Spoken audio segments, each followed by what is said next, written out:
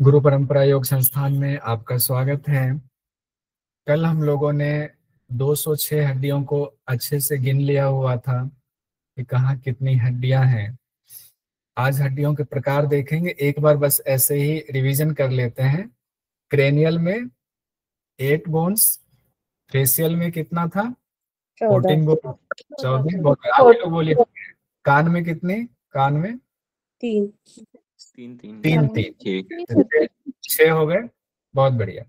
और उसके बाद कंधे में 4 सर 2 2 4 हाथ में एक हाथ, दोनों हाथ मिला के 60 बहुत सुंदर। दोनों पाँव मिला के 60 60। और पेल्विक गर्दन में 2 हाँ, तो 206 हड्डियां हम लोगों ने गिन लिया हुआ था। बच्चों में 300 या 300 से ज्यादा हड्डियां होती हैं। हम लोग आज पढ़ेंगे हड्डियों के प्रकार। जो 206 हड्डियां वयस्कों में पाई जाती हैं वो जनरली 5 प्रकार की होती हैं। मेन रूप से 5 प्रकार की हड्डियां होती हैं। एक तो होती है सबसे लंबी हड्डी, जिसको लॉन्ग बोन कहते हैं, लंबी हड्डियां होती है। लंबी हो गई तो सबसे छोटी वाली ले लीजिए, तो शॉर्ट बोन हो गया। ये बहुत आसान है याद करना। फिर है फ्लैट बोन, चपटी हड्डियां। फिर आपके हो गए इरेगुलर बोन, ऐसा है जिसकी कोई आकृति हो कि असमाकृति, उसको कहते हैं आकृति लगता है उटपटांग से आकृति है, वो वाले हो गए। और एक आता है सिस्मोइड बोन, जो आपके पटेला वाला होता है, उसको सिस्मोइड बोन कहते हैं, कंडरास्थी कहते हैं। तो 5 प्रकार हो गए। पांचों प्रकार आपको याद होने चाहिए। लंबी हड्डियां, छोटी हड्डियां, चपटी हड्डियां, इरेगुलर असमाकृति हड्डियां और सिस्मोइड बोन। इंग्लिश याद कीजिए, हिंदी याद कीजिए, जैसे मर्जी वो याद कीजिए। मैं कोशिश कर रहा हूँ इंग्लिश हिंदी दोनों बीच बीच में मैं रखूं तो आपके लिए आसान हो जाएगा। चलिए, बहुत अच्छा है। लॉन्ग बोन, लॉन्ग बोन में सबसे बड़ी हड्डियां माना जाता है कौन? फीमर है। वैसे लॉन्ग बोन तो सारे, जैसे ये भी लॉन्ग बोन में आएगा, ये भी ह्यूमरस अल्ना रेडियस आएगा आपका, ये फीमर भी आएगा और टिब्यूला भी आएगा, ये सारा ही आएगा। जो जो लंबी हड्डियां हैं, लंबी हड्डियों पर क्या होता है, शरीर का भार सहने की उसकी क्षमता होती है और उनके बीच में खोखली जगह होती है जिसको कहते हैं मज्जा गुहा। मज्जा गुहा यानी कि उसमें मज्जा भरी होती है, वहीं से आपके रेड ब्लड जो है वो फॉर्मेशन होता है। तो लॉन्ग बोन बहुत ज्यादा इसमें डिटेल खींचने की जरूरत नहीं है, आप समझ गए। बस इसमें एक पॉइंट आपको याद ये रखना है, फीमर सबसे बड़ी हड्डी होती है। फीमर सबसे बड़ी हड्डी जो आपको याद रखना है, उसे लॉन्ग बोन में सारी लंबाई वाली जितनी है वो सारी हो गई। शॉर्ट बोन कौन सी हो गई? जो छोटी छोटी हड्डियां होती हैं। अब छोटी हड्डियों में आप कह सकते हैं कार्पल या टार्सल में। कार्पल हो गया, यहाँ कलाई वाली हड्डियां, कार्पल हो गया। और जो आपके एंकल के पास जो ज्वाइंट है, पैर और आप कह सकते हैं फिबुला, टिबिया फिबुला, और जो पैर है उसके बीच जो ज्वाइंट है उसमें होती है, वो टार्सल वाला पॉइंट कहा था। टार्सल वो बोन्स हो गए। अच्छा ये सर, बताए, फीमर तो थाई की है ना? हाँ फीमर हो गया थाइज वाला, उससे नीचे टिबिया और फिबुला हो गया। ठीक है। अब लीजिए कार्पल। कार्पल में कितनी हड्डियां हैं? 8। और टार्सल में कितनी? कार्पल में तो 8 है, टार्सल में क्लियर हो गया। तो टार्सल कार्पल वाली ये जो है, ये शॉर्ट बोन्स है, छोटी हड्डियां होती हैं ये। और सबसे छोटी हड्डी कौन सी होती है अपने शरीर में? सबसे छोटी हड्डी कौन सी है? कान की हड्डी। स्टेपीज पढ़ने में कहते हैं, स्टेप्स कहते हैं, तो स्टेप्स ही कहते हैं। ठीक है, तो लिखा होता है स्टेपीज, तो उसको हम लोग स्टेपीज बोल देते हैं। ठीक है, बहुत बढ़िया, यहाँ तक हो गया। अब चपटी हड्डियों का आते हैं, जो थोड़ी सी चपटी वाली होती है। चपटी हड्डियों में आप सिर की, ये कपाल वाला भी कह सकते हैं, थोड़ा कर्व भी होता है। और जो हमारे रिबकेज वाली हड्डियां हैं, रिब्स हैं, इसको भी चपटी हड्डियों में गिना जाता है।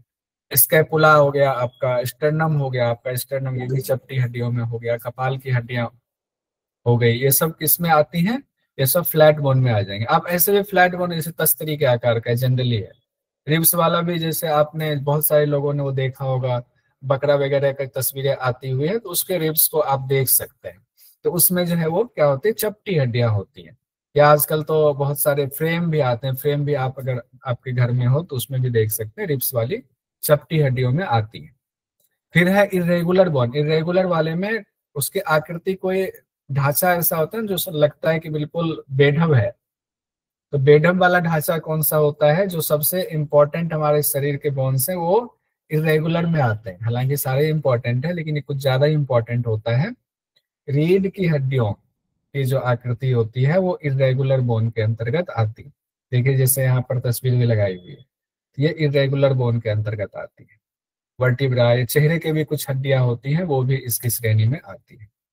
फिर वैसे बहुत जगहों पर 4 ही प्रकार लिया गया, ये 4 प्रकार मेन लिया गया, 5वां प्रकार को लास्ट में गिना गया। चलो एक और है, सिस्मोइड बोन भी है, लेकिन इसको भी क्यों छोड़ें। सिस्मोइड बोन आपका हो गया जोड़ों पे जनरली ये पाया जाता है, जैसे घुटने में पटेला है।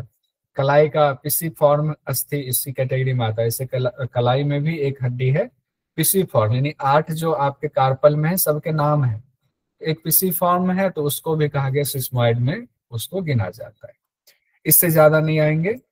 हाँ इतना कॉमन आप समझ गए। इसका इंग्लिश वाला भी हमने मोटा मोटा दे दिया हुआ है, ये आपको मिल जाएगा। ठीक है, इसको हमने डिटेल में भी लिख दिया हुआ है। इससे आगे बढ़ते हैं। अब हम लोग आते हैं बोन की संरचना पर, कंपोजिशन ऑफ बोन्स में आते हैं। हड्डी के अंदर बहुत सारे, ऐसा नहीं सिर्फ बोन दिख रहा है तो बोन ही है, उसमें बहुत कुछ। एक तो बोन खुद एक अपने आप में टिश्यू है। बोन कौन सी टिश्यू के अंतर्गत आता है किन्हीं को याद है? हालांकि अभी हम लोगों ने पढ़ा नहीं है। Connective tissue. बहुत बढ़िया, कनेक्टिव टिश्यू के अंतर्गत बोन आता है। कनेक्टिव टिश्यू के अंदर वो हम लोग पढ़ेंगे अगली क्लास में। वो जब टिश्यू पहले पढ़ेंगे, मसल्स से पहले टिश्यू पढ़ेंगे, तो उसमें फिर हम लोग इसको डिटेल में देखेंगे। बोन की जो संरचना होती है, इसका जो कंपोजिशन है उसमें कहा गया 25% वाटर होता है, लिक्विड वाला हो गया पोर्शन। 75% पोर्शन इसका हो गया ठोस पदार्थ वाला होता है, हार्ड वाला होता है। और ठोस पदार्थ में भी देखिए 2 चीजें होती है, कार्बनिक पदार्थ और अकार्बनिक पदार्थ होता है। यहाँ हमने प्योर हिंदी लिखा हुआ है, मुझे उम्मीद है इंग्लिश वाले समझ जाएंगे, दिक्कत नहीं होगी। मैं कोशिश करूंगा आगे से जो भी बना रहा हूँ नोट्स उसमें हिंदी इंग्लिश दोनों डाल देंगे। तो बोन का हो गया 25% वाटर, 75% हो गया आपका ठोस पदार्थ यानी हार्ड वाला पोर्शन हो गया। उस हार्ड वाले में भी 75 में भी 2 पोर्शन होता है, 30 और 45। 30, 45 कार्बनिक पदार्थ यानी कि जैसे प्रोटीन है 30% वो रहेगा। अकार्बनिक पदार्थ में आपके खनिज लवंश वगैरह हो गए, जैसे कैल्शियम है, फास्फोरस है, मैग्नीशियम है, पोटेशियम है, सोडियम, क्लोरीन है, और कुछ मात्रा में आयरन, फ्लोरीन, लिथियम और स्ट्रोंशियम भी आता है। ये सब हो गए आपके खनिज पदार्थ जितने, वो अकार्बनिक पदार्थ में आएंगे, वो है 45%। क्लियर है? कार्बनिक पदार्थ यानी प्रोटीन वाला 30%, अकार्बनिक वाला 45%। और इसी में अस्थि मज्जा भी होता है, अस्थि मज्जा इसके बीच में होता है। अब देखिए बोन मैरो, हाँ बोन मैरो जिसको कहते हैं। अस्थियों में 99% कैल्शियम, 86% फॉस्फेट, 54% मैग्नीशियम होता है। अगर उनकी कार्बनिक पदार्थों की जब आप चर्चा करें तो उसके अंतर्गत ये बात कही गई है। यानी कैल्शियम का स्टोरेज, ये भी अगर एग्जाम में आ जाए, कैल्शियम कहाँ स्टोर होता है? बोन में होता है स्टोर। अब हम लोग बोन मेरो को थोड़ा सा देखते हैं।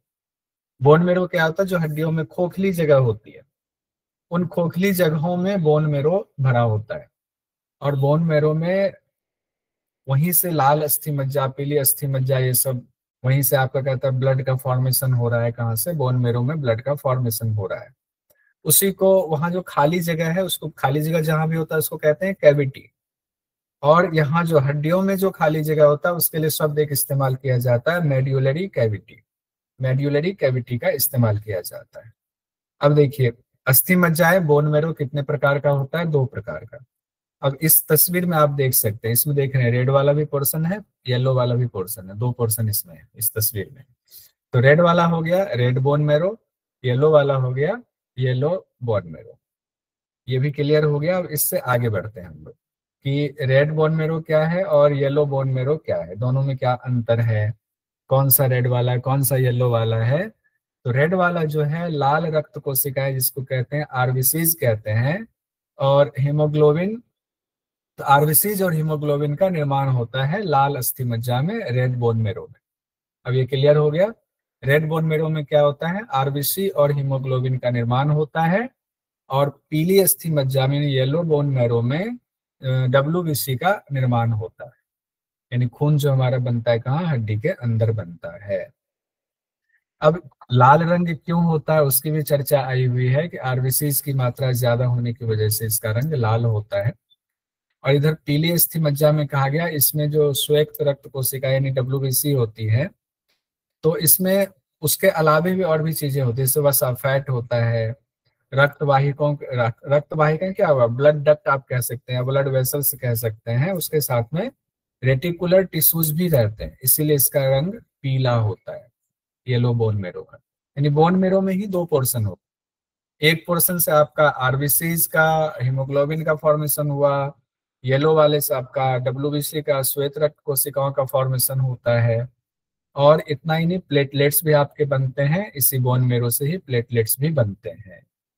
और फिर ये जो रेटिकुलर टिश्यूज के बारे में कहा गया, रेटिकुलर टिश्यूज आपके बॉडी में एंटीबॉडी का निर्माण करती है, एंटीबॉडी यानी शरीर से लड़ने के लिए जो ताकत होती है उसका निर्माण होता है। इतना ही नहीं, बोन मेरो में आपका प्लाज्मा और प्रोटीन का भी निर्माण होता है। अब यहाँ पर एक एक्स्ट्रा इन्फो है कि लाल रक्त कोशिकाएं कहाँ पर खत्म होती है, यानी आरबीसी मुख्य रूप से प्लीहा और यकृत, प्लीहा और यकृत यानी स्प्लीन, हम लोग कहते हैं ना एक आरबीसी की औसत उम्र होती है 120 दिन की। औसत उम्र, जरूरी नहीं है कि हर आदमी के शरीर में रेड ब्लड सेल्स 120 दिन में ही खत्म हो जाए, एक औसत उम्र लिया गया, किसी का हो सकता है इससे ज्यादा चल जाए, किसी का पहले चल जाए, इंसान कितना स्वस्थ है, कितना उसकी एक्टिविटी है, क्या भोजन कर रहा है, इन सब चीजों पर डिपेंड करता है। तो जब वो ब्लड सेल्स खत्म होती हैं तो वो कहाँ पर खत्म होती हैं, कहाँ उसका जो कब्रिस्तान कहाँ होता है, तो स्प्लीन और लीवर को कब्रिस्तान कहा गया आरबीसीज के लिए। तो आरबीसीज की औसत उम्र 120 दिन है। ये मोटा मोटा एक दो इन्फो यहाँ पर ले लेते हैं। एक आरबीसी और हीमोग्लोबिन में क्या अंतर है इसको देख लेते हैं।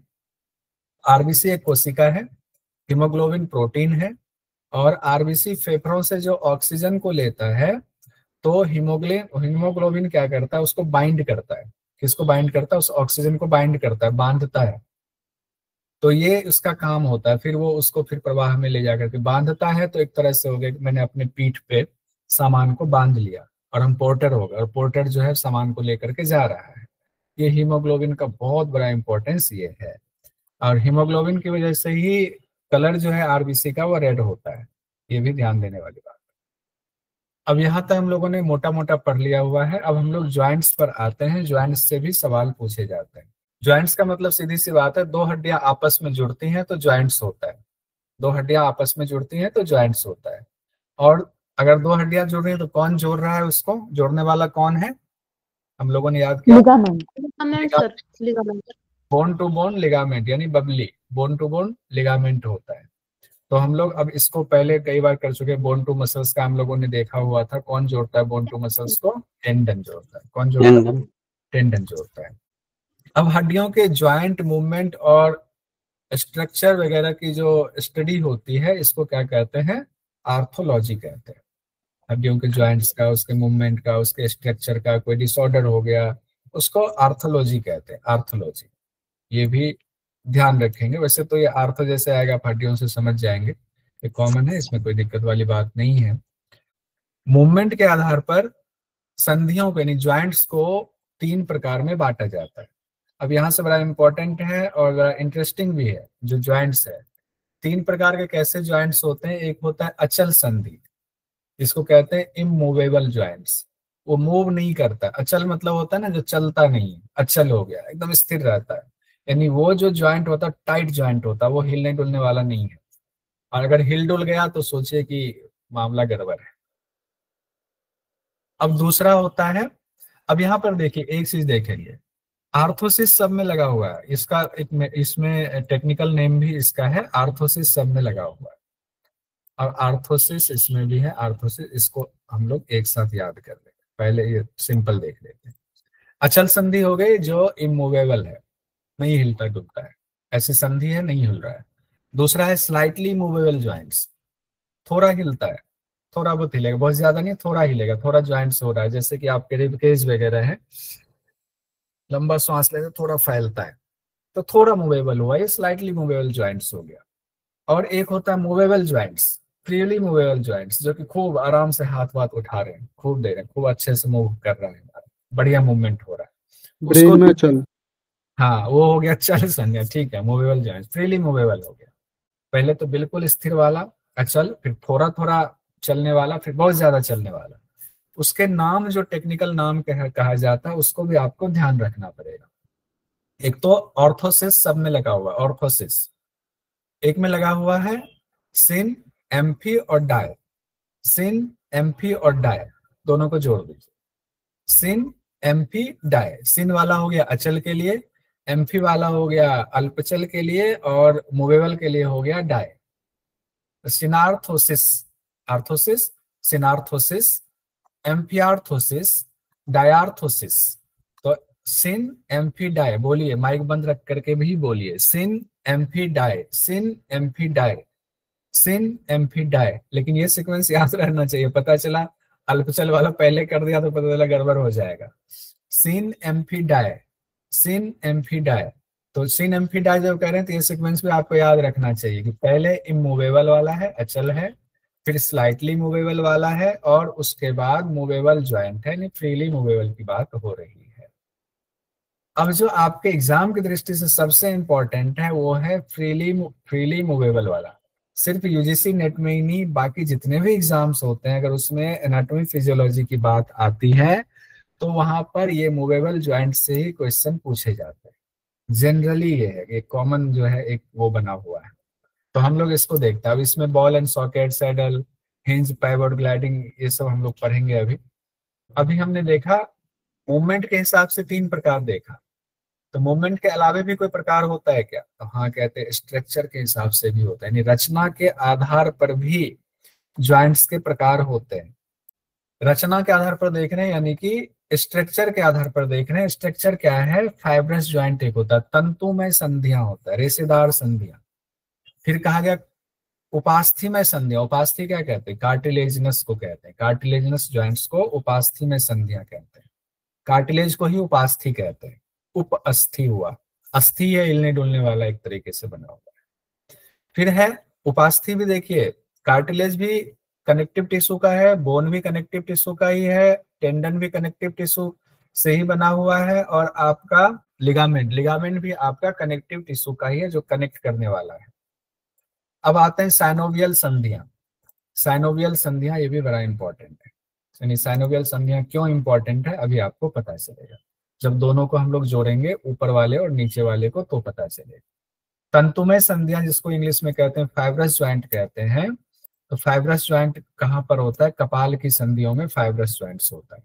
कार्टिलेजिनस ज्वाइंट्स जो होता है, उपास्थि संधियां जो होता है, ये इसमें हड्डियां कार्टिलेज की प्लेट से जुड़ी होती हैं। जैसे कि हम लोगों ने इसमें देखा था, रिबकेज में देखा था कि जब स्टर्नम से रिब्स जुड़ रही हैं तो हड्डी का जो ज्वाइंट वाला पोर्शन है वहां पर कार्टिलेज आकर के जुड़ता है, यानी कार्टिलेज से वो कनेक्ट हो रहा है। और साइनोवियल वाला ज्वाइंट्स कौन सा हुआ? जिस ज्वाइंट पर एक गाढ़ा चिपचिपा पदार्थ होता है वो भरा होता है उसकी कैविटी में, जिसे घुटना है, कहते हैं साइनोवियल फ्लूइड भरा हुआ है, इसको कहते हैं साइनोवियल ज्वाइंट्स कहते हैं। अभी इसको हम लोग अब ऊपर वाला जो 3 पढ़ा, नीचे वाला जो 3 पढ़ा, दोनों को आपस में जोड़ कर पढ़ते हैं, फिर एक एक करके पढ़ेंगे ताकि एक भी चीज आपका अनक्लियर ना हो। अभी हम लोगों ने पढ़ा था अचल संधि, इमूवेबल ज्वाइंट्स पढ़ा था, उसी की कैटेगरी में फाइब्रस ज्वाइंट्स आता है, ध्यान रखिए। इमूवेबल वाला जो था उसी की कैटेगरी में आपको ये फाइब्रस ज्वाइंट्स आता है। दूसरा हम लोगों ने पढ़ा स्लाइटली मूवेबल ज्वाइंट्स, उसी की कैटेगरी में आपको उपास्थि संधियां आती हैं, कार्टिलेजिनस ज्वाइंट्स, यानी कि रिबकेज वाला जो ज्वाइंट्स होता है ये वाला।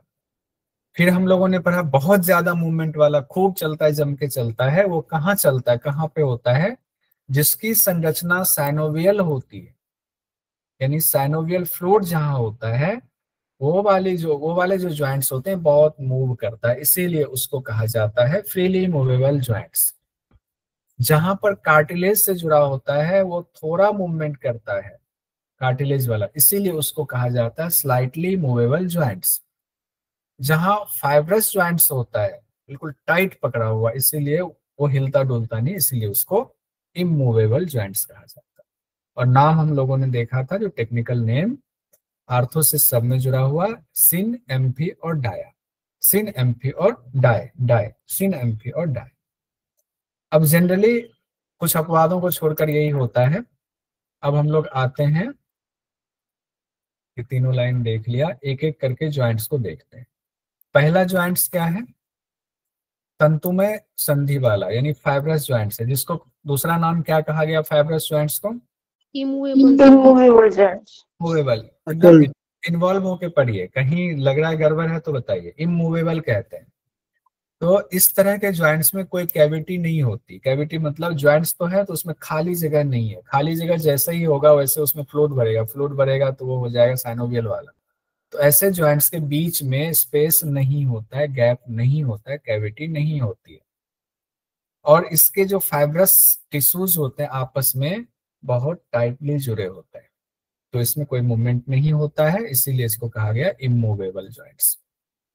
और इसमें कहा गया इस ज्वाइंट्स में व्हाइट कोलेजन फाइबर होता है, व्हाइट कोलेजन फाइबर। इसके भी 3 प्रकार होते हैं, जिसमें से कई बार ये पूछ दिया जाता है कि इमूवेबल के 3 प्रकार कौन से हैं, तो थोड़ा सा उसको हम लोग जान लेते हैं। एक है सूचर, इंग्लिश वाला नाम ज्यादा आप लोगों को याद होगा, सूचर। अब सूचर कहाँ होता है बहुत सारे लोगों को पता होगा। दूसरा होता है सिंडेस्मोसिस, तीसरा होता है गोम्फोसिस। सूचर सबसे ज्यादा इंपॉर्टेंट है। सूचर कहाँ होता है? ये ब्रेन में जितनी हड्डियां जुड़ी हुई है ना, फ्रंटल हुआ, पेराइटल हुआ, फिर हम लोगों ने टेम्पोरल पढ़ा था, फिर ऑसिपिटल पढ़ा हुआ था। तो ये सारी हड्डियां आपस में तो जुड़ी हुई है। अगर जुड़ी हुई नहीं होती तो इधर से निकालते इधर से सारी हड्डियां खुल के आ जाती हाथ में। ऐसा नहीं है, जुड़ी भी ऐसे हैं जैसे कि हंसिए का धार होता है ना, जैसे जिससे घास वास काटते हैं, उसके धार जैसा होता है, लगता है दोनों किसी ने सिल दिया हुआ है। अभी इसकी तस्वीर दिखाऊंगा। तो सूचर्स वो होते हैं। फिर कहा गया इसको एक एक करके देखते हैं, फिर तस्वीर भी देखते हैं। तो कपाल की जो ये अस्थियां हैं, ये देखिए, सूचर्स वाला है। इसके भी अलग अलग नाम है, लेकिन हम उतने नाम पर नहीं जाएंगे। देखिए कैसे जो है एकदम लग रहा है भारी भारी बनी हुई है, दांत बने हुए हैं और दांत आपस में फंसे हुए हैं, कोई कैविटी नहीं। फ्रंटल बोन है और इधर जो है आपके सूचर्स हैं, उसके बीच में भी फ्रंटल हो गया और क्या हो गया, पेराइटल हो गया। तो फ्रंटल पेराइटल भी है, दोनों पेराइटल भी आपस में जुड़ा हुआ सूचर्स है। इसीलिए जो है जब इस्तेमाल करते हैं, मर्म चिकित्सा करते हैं, मर्म चिकित्सा में जब सिर की हड्डियों के लिए यहाँ पर मर्म पॉइंट दबाते हैं, कहते हैं सूचर जो है उस सूचर पे दबाना है, उस पे दबाना है पॉइंट को, बिल्कुल उंगलियों से ऐसे करते हैं, सूचर पे दबाना है, छोड़ना है, दबाना है, छोड़ना है। तो ये वाला हो गया। इसमें क्या होता है, व्हाइट कोलेजन भरा होता है, ये भी ध्यान रखेंगे, व्हाइट कोलेजन भरा होता है। बच्चों में लचीली होती है, वो सब हम लोगों ने महसूस भी किया हुआ है। इस ज्वाइंट को साइनोस्टोसिस भी कहा जाता है, साइनोस्टोसिस भी कहा जाता है, और ये इमूवेबल होता है। अब हम लोग आते हैं दूसरा वाला। दूसरा वाला है सिंडेस्मोसिस। सिंडेस्मोसिस ये भी इमूवेबल ज्वाइंट्स ही है। हम लोग इमूवेबल के ही पढ़ रहे हैं। 3 कैटेगरी हम लोगों ने देखा। पहला हम लोगों ने देखा सूचर, और दूसरा हम लोग देख रहे हैं सिंडेस्मोसिस। सिंडेस्मोसिस ऐसी हड्डियां होती हैं जो आसपास होती हैं, लेकिन एक दूसरे को स्पर्श नहीं कर रही होती। एक दूसरे को स्पर्श नहीं करती हैं, लेकिन थोड़ा सा ज्वाइंट जुड़ा होता है। अब कैसे जुड़ा होता है? तो हम लोगों ने टिबिया फिबुला पढ़ा हुआ है, टिबिया फिबुला पढ़ा हुआ है ना। तो वो जो ज्वाइंट है वो इसी तरीके, अल्ना और रेडियस का आप कह सकते हैं, वो भी जो है दोनों अलग अलग हड्डी, लेकिन कहीं तो थोड़ा सा जुड़ेगा वो। तो जैसे देखिए टिबिया फिबुला वाले को कैसे ये जुड़ता है, स्पर्श नहीं करती हैं एक दूसरे को। देखिए टिबिया हुआ, ये फिबुला हुआ, ये दोनों अलग अलग है, लेकिन ये जो व्हाइट वाला लकीर आप दिख रहा है, ये तंतुमय संधियां, ये ज्वाइंट है बेसिकली।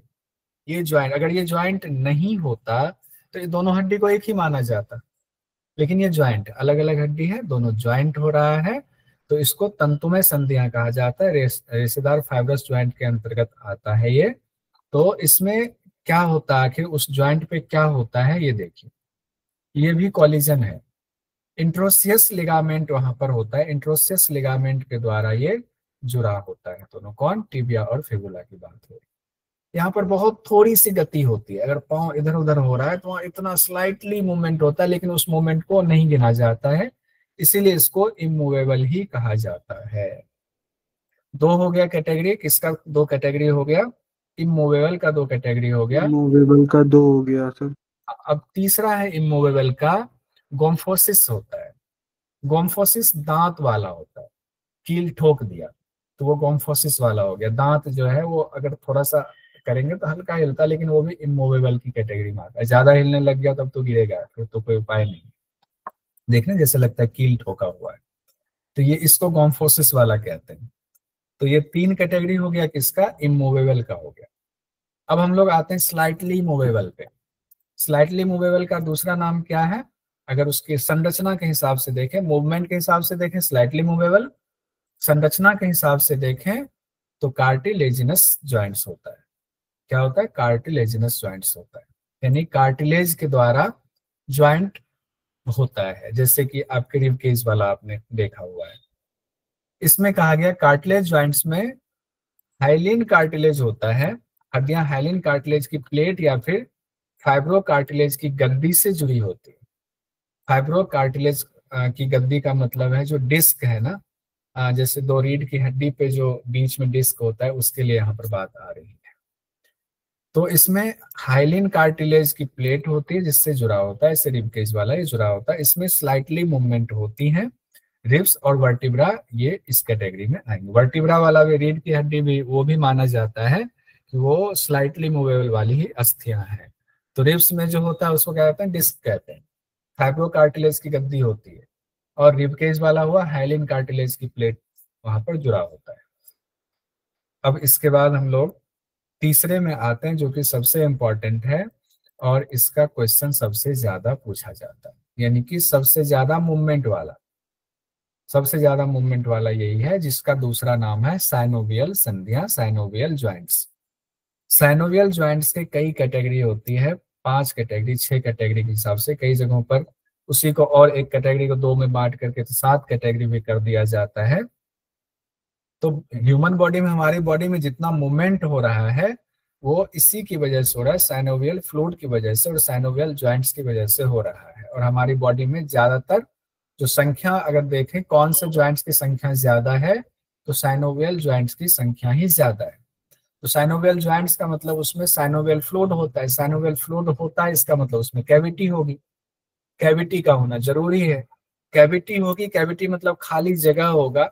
उस खाली जगह में एक फ्लूइड होगा, गाढ़ा चिपचिपा फ्लूइड भरा होगा, जिससे कि हड्डियां आपस में घर्षण ना करे, टकराए नहीं। टकराएंगी तो मामला गड़बड़ हो जाएगा।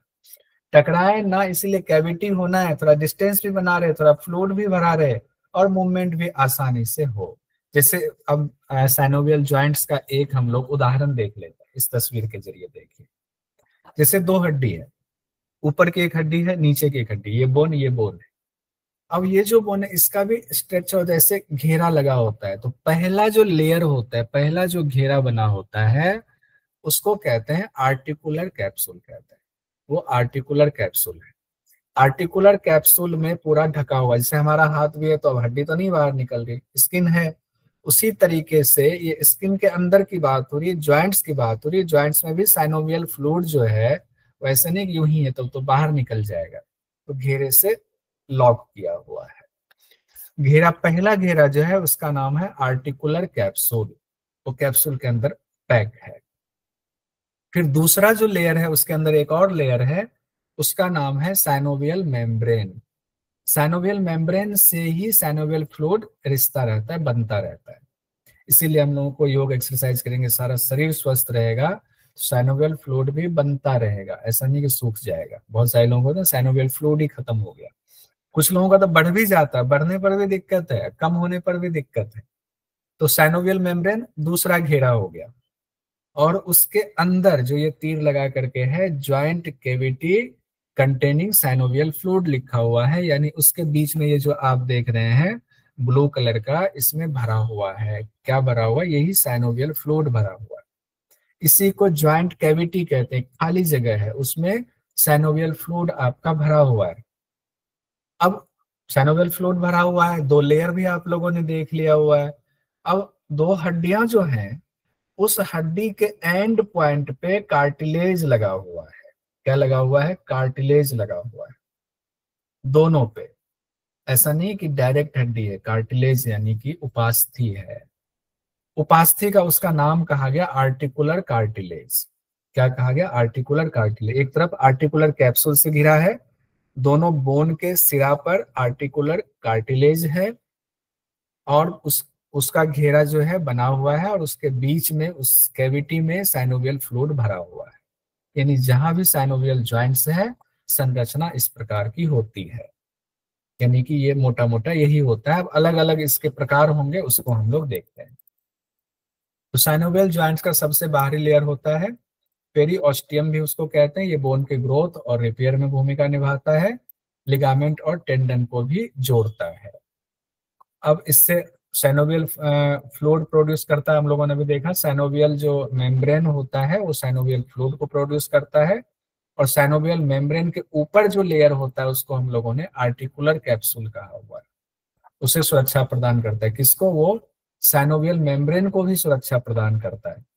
और दोनों बोन के से ठीक लग करके दोनों के किनारे पर कार्टिलेज लगा हुआ है। उस कार्टिलेज का क्या नाम दिया हुआ? आर्टिकुलर कार्टिलेज कहा हुआ है। और उस कैविटी, उस गड्ढे में क्या भरा हुआ है? ताकि घर्षण ना हो तो साइनोवियल फ्लूइड भरा हुआ है। यहां तक क्लियर हो गया। अब जो मेन क्वेश्चन वाला मामला आता है वो आता है कि कितने प्रकार होते हैं। इसी प्रकार से क्वेश्चन पूछा जाता है। तो 6 प्रकार जनरली हम मान के चलते हैं। कहीं पर 5 प्रकार दिया हुआ है, कहीं 6 प्रकार दिया हुआ है। तो कई बार इस दोनों को मिला दिया जाता है तो 5 ही हो जाता है, कई 1-2 और बढ़ा देते हैं। हम लोग ये 6 प्रकार अभी देखेंगे। पहला है बॉल एंड सॉकेट। ध्यान रखिएगा, एक बॉल है, एक सॉकेट है। मान लीजिए अगर ये बॉल है तो इसको हमने इस सॉकेट में ऐसे डाल दिया, और इसमें ये लगा हुआ है और ये घूमेगा, बॉल सॉकेट वाला। ये बहुत इंपॉर्टेंट है, बॉल सॉकेट। दूसरा हो गया सैडल ज्वाइंट। सैडल ज्वाइंट, अब ये बॉल सॉकेट और सैडल थोड़ा मिलता जुलता है, तो बॉल सॉकेट और सैडल को ध्यान रखिएगा एक साथ ही हमने जानबूझ के लिखा हुआ है। कैसे होगा? बॉल एंड सॉकेट, तो लास्ट वाला सॉकेट है, सॉकेट का एस से सैडल याद रखिएगा। क्यों कह रहा हूं कि दोनों का आसपास मान के चलेंगे, ये बाद में बताएंगे। तीसरा हम लोग मानेंगे हिंज ज्वाइंट। क्या है? Hinge joint. तीसरा वाला हिंज मतलब होता है कब्जा ज्वाइंट, भी हिंदी में, शुद्ध हिंदी में कहेंगे कब्जा ज्वाइंट। जैसे दरवाजा होता है ना, उसमें कब्जा लगा होता है गेट पे, तो कब्जा हिंज वाला ये हो गया। फिर है पाइवट ज्वाइंट, घुमावदार संधियां। पाइवट ज्वाइंट भी, अब इसको ध्यान रखें कहाँ पर होता है, गर्दन के पास पाइवट ज्वाइंट होता है। और उसी पाइवट ज्वाइंट के पास में ये ज्वाइंट भी होता है, इसको कहते हैं कॉन्डलाइट ज्वाइंट, कॉन्डलाइट संधियां, कॉन्डलाइट ज्वाइंट्स ये होता है। अभी इसको एक एक करके देखेंगे तो याद हो जाएगा सारा। फिर उसके बाद छठा वाला है ग्लाइडिंग ज्वाइंट्स। तो नाम देखिए, ball and socket, saddle, hinge, pivot, condyloid और ग्लाइडिंग। इससे एक क्वेश्चन पूछ दिया गया था। पहले क्वेश्चन देखते हैं, फिर इसको एक एक करके हम लोग पढ़ेंगे, अच्छे से पढ़ेंगे इसको। इसका वीडियो भी मैंने थोड़ा सा निकाला हुआ था, इसके क्वेश्चन पहले देख लेते हैं। हाँ, ये देखिए क्वेश्चन जून 25 में ही पूछा गया, निम्न में से संधि के प्रकार कौन से हैं? इतने से क्वेश्चन निकल जाएगा। आंसर देख लीजिए, ग्लाइडिंग, इन्वर्जर, कॉन्डलियर, प्रोट्रैक्शन, सैडल। सैंडल है या सैडल? अब ग्लाइडिंग, फोर्थ नंबर हो गया। कौन सा होगा? Fourth number. ACE, A, gliding, condylar and saddle. तो ए, सी और ई हो गया। ठीक है, चौथा वाला ऑप्शन सही है। ठीक है, अब इसको एक बार, अभी तो हमने सिर्फ परिचय देखा, नाम देखा, अब उसको एक बार देखते हैं अच्छे से इसको, तो क्लियर हो जाएगा। और वीडियो भी निकाल निकाल के देखेंगे इसका। पहला हम लोग आते हैं बॉल एंड सॉकेट वाला। सबसे इंपॉर्टेंट है, सबसे ज्यादा बॉल सॉकेट वाला है, सबसे ज्यादा मूवमेंट होता है। इसमें एक हड्डी में बॉल के आकार का बना होता है, और दूसरी हड्डी में कप होता है कि बॉल सेट हो जाए। जैसे कंधा वाला देखिए, तो दोनों सेट हो जाता है आपस में और ना टकराए, इसीलिए उसके बीच में क्या होता है। अभी जो हम लोगों ने साइनोवियल ज्वाइंट्स का जो हम लोगों ने स्ट्रक्चर देखा, तो साइनोवियल फ्लूइड होगा। जहां भी बॉल एंड सॉकेट वाला, साइनोवियल फ्लूइड होगा। वैसे जितना भी साइनोवियल का प्रकार है, सब में साइनोवियल फ्लूइड होगा। जहां जितना स्पेस उतना ही होगा, जहां छोटी जगह पर कहीं पर है तो वहां छोटा कम होगा साइनोवियल फ्लूइड। तो सबसे ज्यादा मूवमेंट जहां भी बॉल एंड सॉकेट का, अगर एग्जाम में आ जाए निम्न में से किस में सबसे ज्यादा मूवमेंट होता है? तो बॉल एंड सॉकेट में सबसे ज्यादा मूवमेंट होगा। स्कैपुला और ह्यूमरस की बीच की कैविटी को ग्लेनोइड कैविटी कहते हैं, और ये वहीं पर नहीं, दूसरी जगह भी होता है। फीमर और हिप जॉइंट के बीच भी होता है, फीमर और हिप जॉइंट के बीच में भी होता है ये, और उस कैविटी का नाम है एसिटाबोलम कैविटी। तो इसमें उदाहरण में दो हो गया, एक तो आपका हो गया, एक उदाहरण हमने यहाँ दिया हुआ है, एक तो आपका ये हो गया बॉल एंड सॉकेट वाला, ये कंधा वाला। ये कंधा क्या है? बॉल एंड सॉकेट का उदाहरण है। दूसरा क्या है? कुल्हा वाला, पेल्विक के पास जो आपके पांव की हड्डियां जुड़ी हुई हैं, वो भी बॉल एंड सॉकेट का उदाहरण है। दोनों बॉल एंड सॉकेट का उदाहरण है। तो ये आप फ्रीली कहीं से भी किधर से भी घुमा सकते हैं बॉल एंड सॉकेट वाले को। फिर है हिंज ज्वाइंट। हिंज ज्वाइंट, ये यहाँ पर तस्वीर हमने लगाई है, घुटने में इसमें होता है हिंज ज्वाइंट। लेकिन हिंज ज्वाइंट से पहले हम लोग इसको बाद में देखेंगे, पहले सैडल ज्वाइंट देख लेते हैं, क्योंकि सैडल ज्वाइंट इससे मिलता जुलता है। सैडल ज्वाइंट क्यों जो है बॉल एंड सॉकेट से मिलता जुलता है, उसको देखते हैं।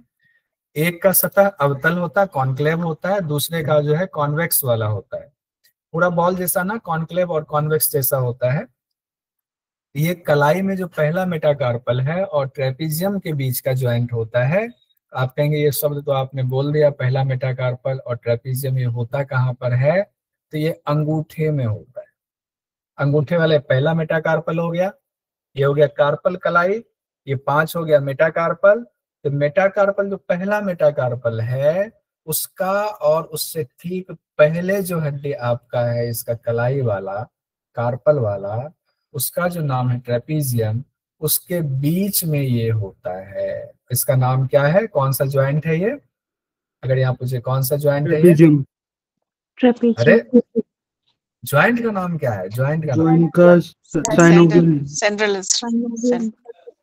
साइनोवियल है ही, सैडल सैडल सैडल ठीक, कोई बात नहीं, याद हो जाएगा।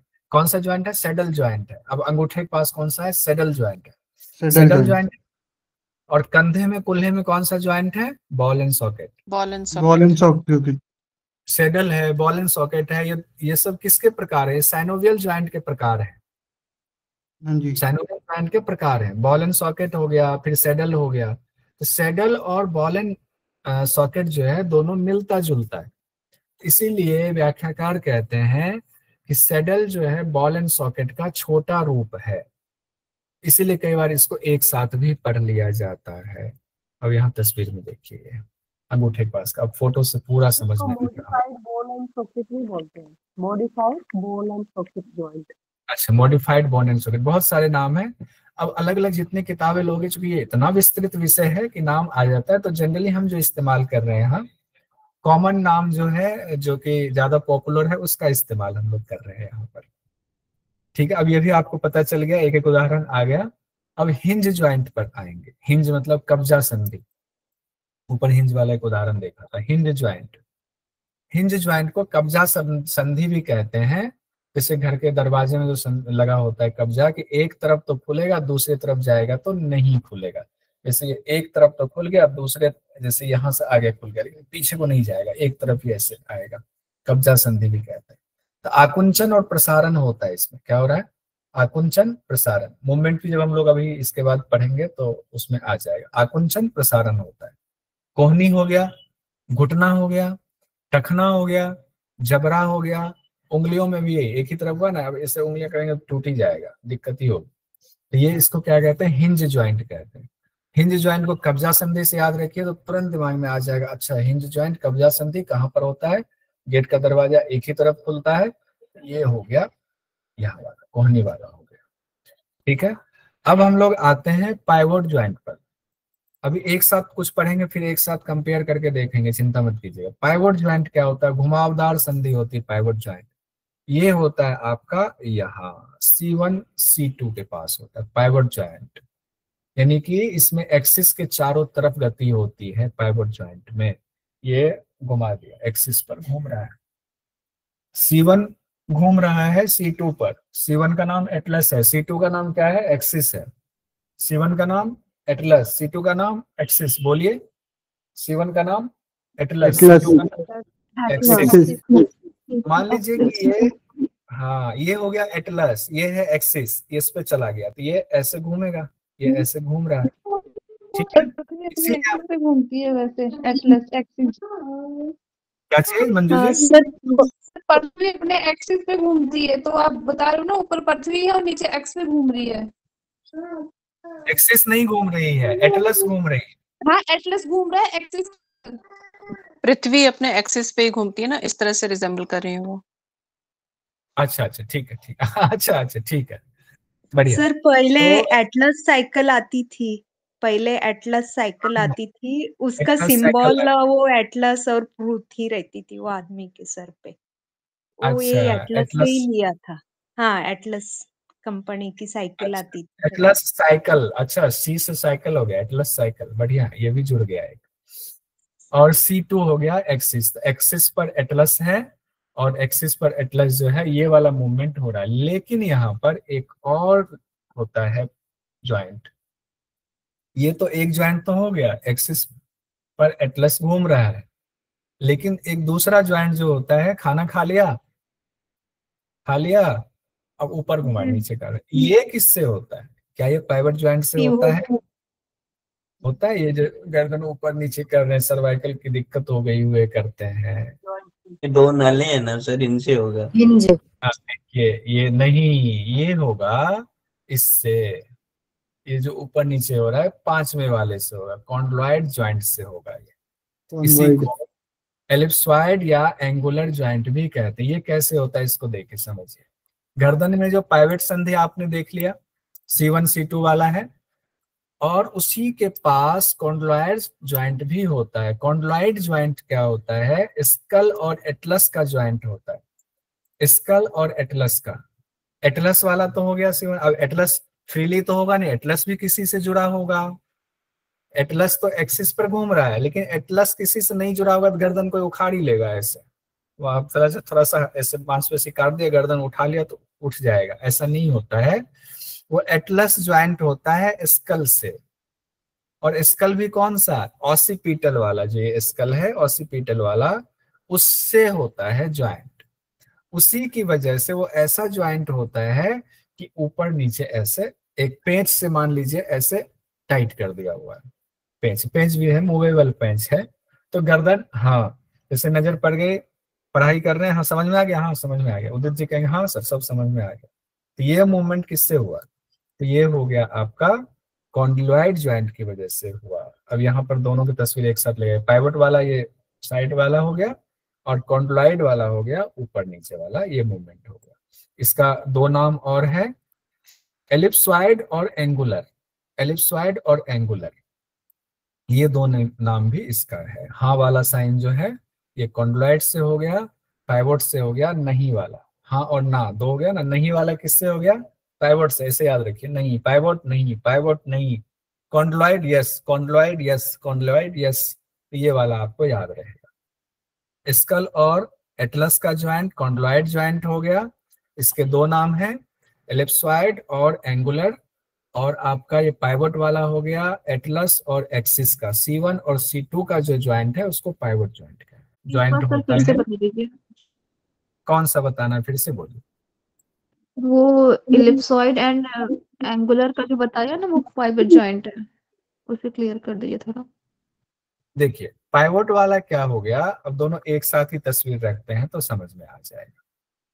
पाइवट ज्वाइंट कहते हैं उसको जिसमें कि आपकी रीढ़ की हड्डी गई हुई है, तो सबसे ऊपर C1 होता है, उसके नीचे C2 होता है।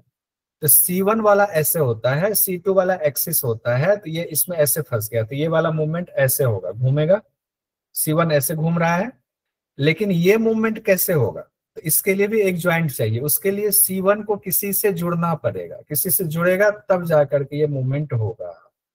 नहीं जुड़े हुए, बिना जुड़े मूवमेंट होगा, मूवमेंट कर दिया भाई ये सिर इतना बड़ा है, पता चला टूट गई हड्डी। तो वो क्या होता है, आपका C1 जुड़ा होता है किससे? ऑसिपिटल बोन से जुड़ा होता है। किससे जुड़ा होता है बताइए? ऑक्सीपिटल। उसको स्कल, हाँ ऑसिपिटल से जुड़ा होता है, वो स्कल बोन में आता है ऑसिपिटल, तो उससे जुड़ा होता है। उसी को कहा जाता है एंगुलर वाला कहा जाता है, एंगुलर वो ज्वाइंट हो गया जिससे कि ये वाला मूवमेंट। तो वहां पर 2 ज्वाइंट की चर्चा आई। अब हम लोग आते हैं ग्लाइडिंग ज्वाइंट्स पर।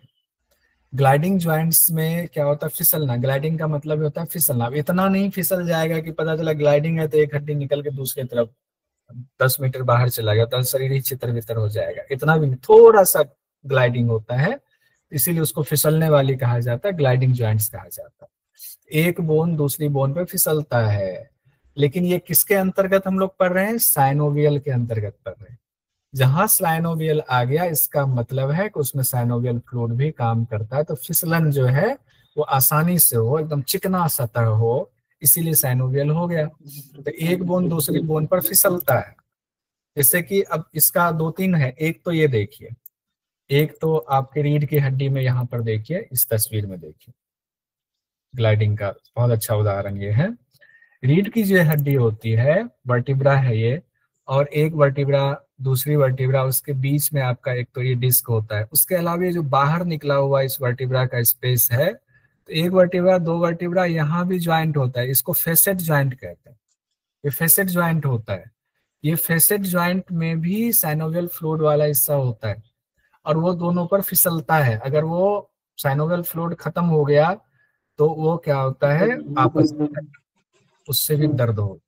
तो फेसेट ज्वाइंट को ग्लाइडिंग ज्वाइंट कहते हैं। ग्लाइडिंग ज्वाइंट का एक और बहुत अच्छा उदाहरण है, जैसे ये हाथ है, हम लोगों ने ऐसे हाथ दिया, ऐसे हाथ है, इस पर कुछ देगा तो क्या होगा? गिर जाएगा, पानी देगा गिर जाएगा, लेकिन हम क्या करते हैं, इसको ऐसे अंजुली बना लिया, अंजुली। अब इसमें पानी लेते भी हैं और पानी पी भी सकते हैं। ये कैसे हुआ? ये ग्लाइडिंग ज्वाइंट्स यानी मेटाकार्पल में ग्लाइडिंग ज्वाइंट्स है। एक मेटाकार्पल दूसरे से ग्लाइडिंग ज्वाइंट्स के थ्रू जुड़ा हुआ है। ये इसी वजह से, ग्लाइडिंग ज्वाइंट्स की वजह से ये हड्डियां ऐसे करेंगे, अगर हम लोग इसको दबाएं तो हो जाता, फिर ये बढ़ जाता, फिर ऐसे करेंगे तो छोटा सा हो जाता।